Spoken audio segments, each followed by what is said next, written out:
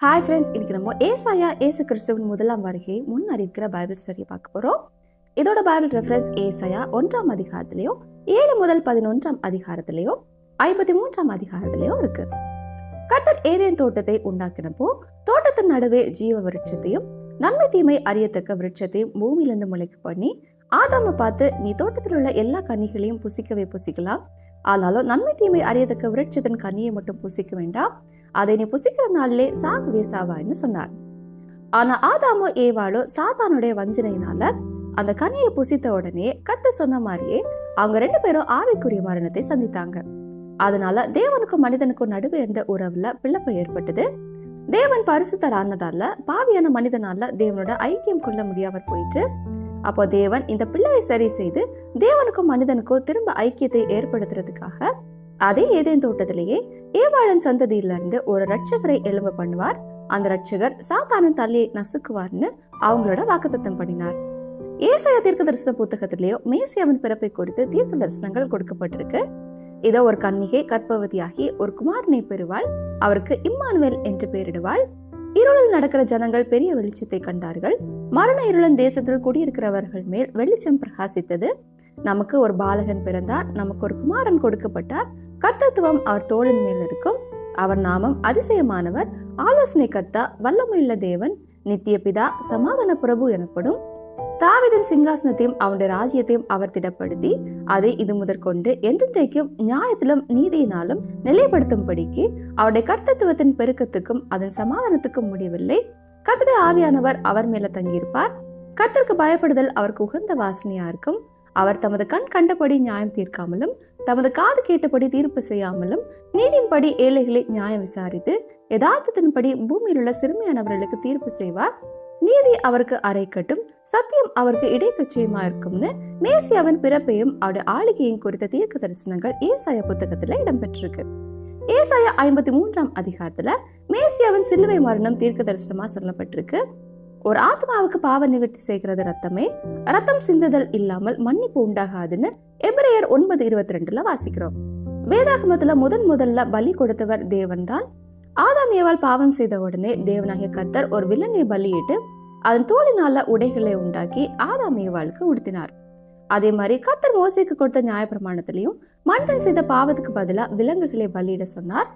அதாவது பாவம் செய்த மனிதன் சாக வேண்டியது, ஆனாலும் தேவனுடைய கிருபையினால அந்த மனிதனுக்கு பதில் இன்னொரு விலங்கு பலியிடப்பட்டது.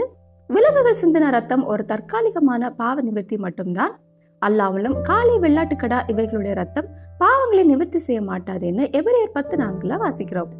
விலங்குகளை பலியிடுதல் வரப்போகிற பரிபூர்ண பாவ நிவாரண பலியாகிய ஆண்டவராகிய இயேசு கிறிஸ்துவுக்கு ஒரு முன்னிழலா இருக்கு. அவரே மொத்த உலகத்தோட பாவங்களை சுமந்து தீர்க்கிற தேவாட்டுக்குட்டி. அவருக்கு அழகும் இல்லை, சௌந்தரியமும் இல்லை. அவரை பார்க்கும்போது நாம் அவரை விரும்பத்தக்கதாக ரூபமும் அவருக்கு இல்லாதிருந்தது.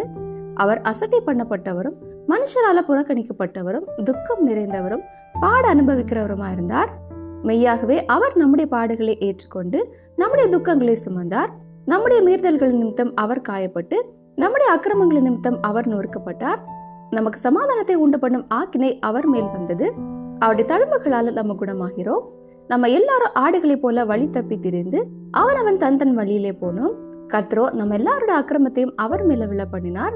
அவர் நெருக்கப்பட்டும் ஒடுக்கப்பட்டும் இருந்தார், ஆனாலும் தம்முடைய வாயை அவர் திறக்கவில்லை. அடிக்கப்படும்படியாக கொண்டு போகப்படுகிற ஒரு ஆட்டுக்குட்டியை போலவும் தன்னை மயிர் கத்திரிக்கிறவனுக்கு முன்பாக சத்தமிடாதிருக்கிற ஆட்டை போலவும் அவர் தம்முடைய வாயை திறவாதிருந்தார். மனுக்குலத்தின் மீறுதல் நிமித்தம் அவர் வாதிக்கப்பட்டார். அவர் கொடுமை செய்யவில்லை, அவர் வாயில் வஞ்சனை இருந்ததும் இல்லை. கர்த்தரோ அவரை நொறுக்க சித்தமாகி அவரை பாடுகளுக்கு உட்படுத்தினார். அவர் தம்முடைய ஆத்மாவை மரணத்தில் ஊற்றி அக்கிரமக்காரரில் ஒருவராக எண்ணப்பட்டு அநேகருடைய பாவத்தை தாமே சுமந்தார்னு மேசியாவாகிய இயேசு கிறிஸ்துவோட சிலுவை மரணத்தை குறித்தும் ஏசாயா புஸ்தகத்துல தீர்க்க தரிசனமா சொல்லப்பட்டிருக்கு. ஃப்ரெண்ட்ஸ், இயேசு கிறிஸ்து நம்மளோட பாவத்தை அவருடைய சரீரத்துல ஏற்றுக்கொண்டு நம்மளோட பாவத்துக்கான விலை கிரயத்தை அவர் செலுத்தி விலையேறப்பெற்ற மீட்பை இலவசமாக நமக்கு பெற்று தந்திருக்கிறார். அவரோட மரணத்தினால நம்ம நீதிமான்களாக்கப்பட்டிருக்கிறோம்.